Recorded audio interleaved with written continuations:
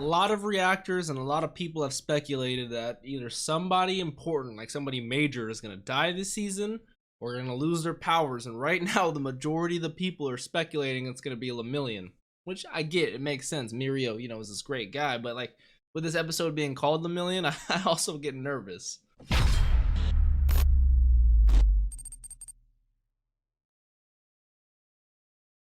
What's up, Dapper Squad? It's your boy Darius, back at it again with episode 11 of season 4 of My Hero Academia. Last episode, we had our boy and girl, Twice and Toga, coming up as the temp team for the Shie Hasaikai, going against Rocklock, Aizawa, Deku. Toga was putting in some work, shanking some people left and right. Got a good little stab on Aizawa, got one on Rocklock too, but then Aizawa was being clutch, separating them. But then Twice and Toga tried to make Iranaka mad so that he could force the heroes and the villains to fight.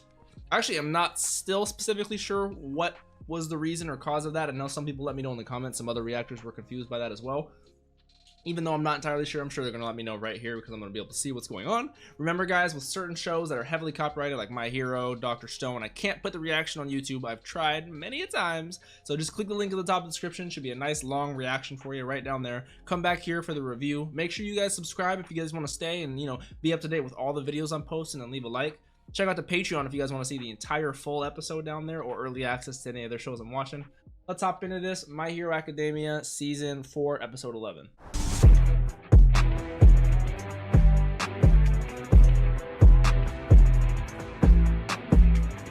That was one of the best episodes of My Hero I've seen. Because there's been so many great episodes of My Hero, just objectively, like making you care about a character that, to be honest, we've only seen. Some of these characters we've seen for literally 70 of these 74 episodes. I've only seen Mirio for the past 15 at max, and he's already... He's such a fantastic, young, energetic soul that should not be withered out by the flame blocking power that is Overhaul. Like, my man, I get so happy thinking about how much my man went off this episode, but it makes me so sad physically that I just saw his quirk deteriorate right in front of me. He is quirkless, still pushing on to save this girl. Wow, people were right. I don't know. I just personally did not think we were gonna get to a spot. That's such... If you're gonna, because this show, one of the complaints the show has had is like, yes, it's very shonen like, it's very dark at some times, but a lot of the main characters don't necessarily die, which it's very hard to kill off a kid when you're thinking of it, because these are at its core 15, 14, 16-year-old kids, and so in terms of a story beat that is meant to have you feel the same way as if Mirio, yes, we don't feel as if Mirio died. I'd probably honestly be crying right now if Mirio did die, but a certain part of his entire life, that's kind of what Overhaul was saying. So much of what you worked your entire life up to this point to be a hero. That entire thing is dead. Like, not necessarily him, but that lifestyle you lived, that way of thinking, that the power you had, all dead. And then for my boy to say that doesn't even matter to me, like my quirk isn't what makes me a hero. He said the words, I am still Lemillion, I am still the hero.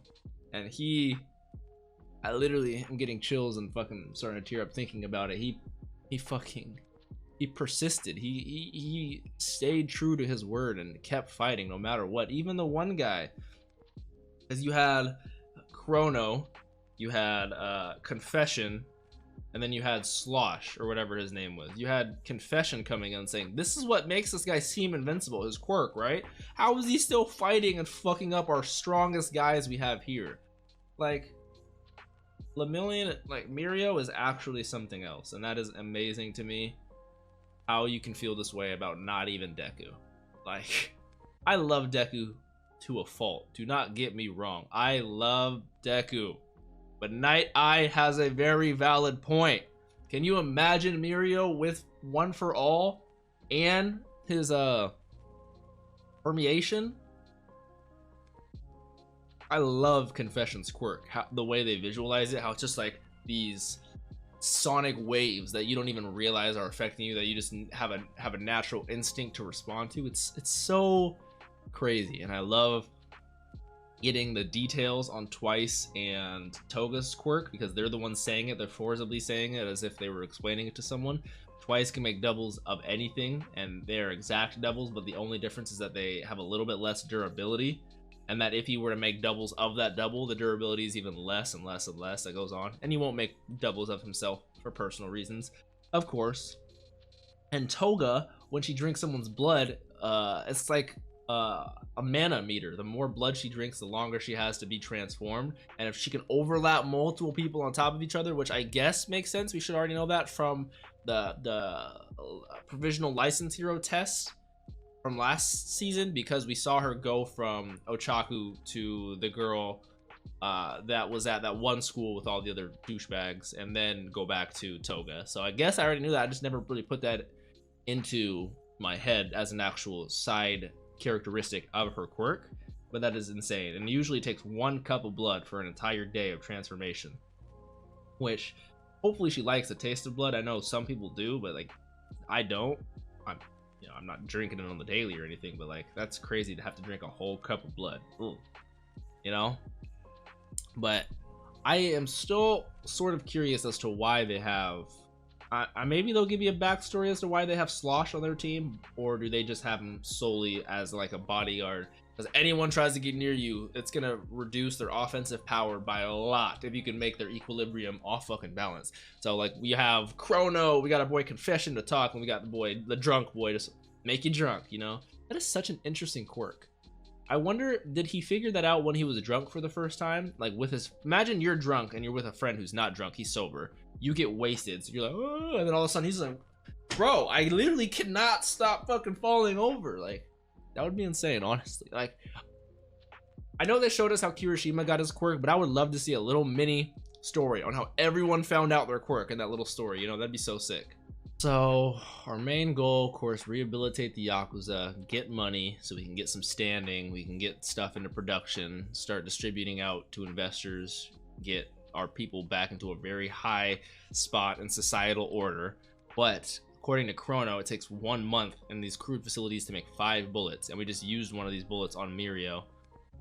But like, that is such a long production time. I wonder what the difference is, how they were able to get the Tamaki version ones where it just annihilated your quirk for a day to the permanent ones. Like, what changes did they do? And it's all based on Aries' quirk, which fucking Overhaul did confirm this episode that Aerie is not his daughter, like officially. So he either kidnapped the fuck out of her, or one of his close buddies, it's her daughter, and they're just like, yeah, you can fucking use her, dog. Yeah, like, you know, some fucking creep shit. This episode being called Lemillion is just so fantastic. I'm so proud of my boy. I am so happy. I'm so sad that he did like it. I kind of, and I shouldn't be. Like, theoretically, this is a completely different and separate show at all, so I should not be thinking this way. Anytime anyone loses their power, instantly think of Legend of Korra for all you Avatar fans out there. And no spoilers for Legend of Korra if you haven't seen it. It's kind of like the show sequel to Avatar: The Last Airbender. It's pretty damn good. It's not as good as Avatar, of course, but there's a scenario in where people can lose their powers and stuff like that, but you know, there's a certain really cool way out of it in that situation. So I don't wish, this show is a very serious, real show. Like, the consequences of people's actions are very, what's the word I'm looking for, are very pronounced and very visible throughout the rest of the show. Like, we're seeing still to this day the consequences of some of Deku's actions from season 1, 2, and 3. You know what I'm saying? So I feel like I would love for him to get his power back, but I feel like with this show being as real and as gritty as it is, it's just gonna be, it's gonna be kind of like an All Might for me, which is such a shame. Like, we're gonna be able to visit Mirio, still talk to him, get his happy-go-lucky vibes, but he's not gonna be Lemillion anymore. I don't know. It could, this show is gonna throw me for a curveball. Of course it is. My Hero Academia. I just love it. I had a great time. I know we do have a question here from my boy Mr. Twitchy. Let's see what this is in the Q&A. If you guys ever want to ask me any questions, now would be the time where I answer them. So make sure you ask me in the Discord, in the Q&A section, any show I'm doing, anytime at all. And then he actually asked me a funny question. He says, to be answered after watching today's episode, do you have a high alcohol tolerance? How do you think you would have fared if you were in Mario's position as a high school senior who was just intoxicated and then forced to face Overhaul and his right-hand man? I think that's personally why I give so much respect to Mirio, and that's why I love how much respect they were able to give to him. Like, Overhaul said he's strong. He could tell what's going on. Like, when he threw Chrono at him, even after his quirk got disabled, and fucking Confession was like, why, how is he still fighting? His invincible quirk is now gone and this guy is still putting up some hands. So in terms of relating to your question, do I have a high alcohol tolerance? Funny enough you asked, it was my sister's birthday yesterday. Happy belated to her. But I ended up having a drink at the restaurant we went to, and I rarely ever drink. It was like probably like my 5th or 6th, less than 10 drinks I've had throughout all of 2019. So my alcohol tolerance is very, very low. Of course, I didn't feel anything because it was a cocktail, you know, half mixed with lemonade, half with vodka. But as a high school senior, so let me put myself 5 years ago when I was a senior, who was just intoxicated, not even like a gradual intoxication, which can happen sometimes, you know, like you're just hanging out with the boys, hanging out with the girls, or you're taking some shots, getting a little tipsy. Over time, you'll feel that. This was more of the case where I'm running full speed. I see you. I'm trying to go down, and all of a sudden, whoa! It like hits you, which there is a slight truth to that. That does happen. There was a time where, like I said, I'm a very big lightweight when it comes to drinking. I was at a college, hanging out with some folks, and I was sitting down almost the entire time because it was raining outside, and there was an panel where I was, and so you know I wanted to just hang out here with a little bonfire, drink. We had a bottle of rum, and I was just, like I said, I'm a lightweight, so I was just drinking over and over again. They're like, take a bigger pull, take a bigger pull. Low key though, I was like, I don't even feel bad. Like I feel like normal, fine, until I stood up. The moment I stood up, I'm not even joking with you guys. I was like, it hit me all at once. Like I swear to God, I fell over instantly, and I was drunk off a snap. Like I was intoxicated, inebriated. I was drunk, which I've never felt like that. But if I'm in his situation where I have a certain goal in my mind, I have a certain physical action I'm trying to do, and that hits me, and then I notice the kind of situation I am where I'm surrounded by 3 of the strongest members of the Yakuza with a couple of behind me that I just took out, with my target right there who's in constant danger of being targeted by Overhaul because he can kill her and then bring her back, which is insane. I didn't even talk about that, but like I'd be horrified. It would probably get into my mind as what's his name said, Confession. Like, you know, once you sway his heart, or once you sway his head, you sway his heart because they're connected. And like, I don't know, man. I even thinking about it, going over this scenario in my head, I have mad respect for Mirio, because even in this dire situation, he's still consistently getting up and fighting, pushing himself to the limit to save Eri, and it's insane. It's insane to me. Thank you for your question though, Twitchy. It was a fantastic question. Fantastic question. All right, I don't know where I'm cutting this in, but this is recorded a couple hours later. It's just another question that we have in the Discord that I really wanted to include in the video. Thankfully, I got the question while I'm editing the video, so I'm able to just include it afterwards. I do take sometimes enormously long breaks in between recording the video and editing the video, but it's okay. This question comes from Miraculous Corazon, who has been a dedicated subscriber and is getting more and more active and engaging with me, and I appreciate that. Thank you so much. She says, to be answered after watching today's episode of Season 4, some manga readers are complaining about the fact that Bones used still frames for the rest of Mirio's fight with Overhaul after he loses his quirk. However, in actuality, Studio Bones still went beyond, given in the manga it does not show how Mirio continues to fight Overhaul for 5 minutes after he was shot with the quirk erasing bullet. Rather, it just cuts to black right after Mirio punches Overhaul before cutting back to Mirio protecting Eri while also being impaled with his legs by those spears. So essentially, pretty much is the question, what do I feel on the situation that Bones animated the fight using still frames, and do I think it's bad, or do I think it cheapens or worsens My Hero Academia at all? I'm gonna say no for a few reasons.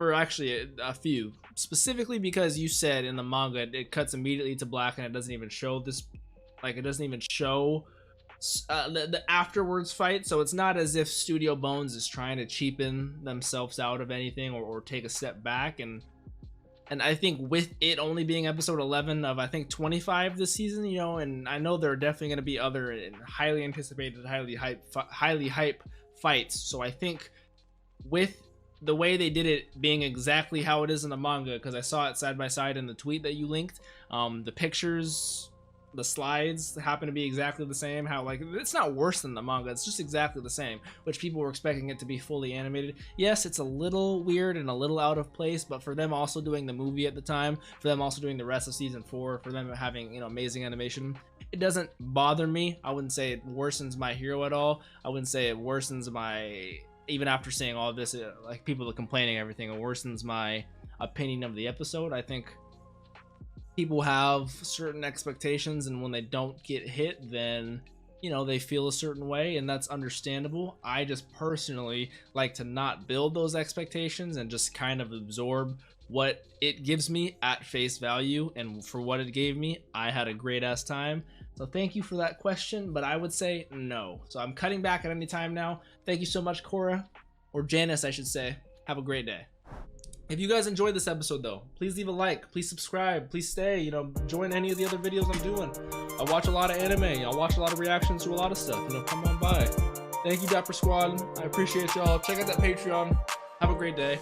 Peace out.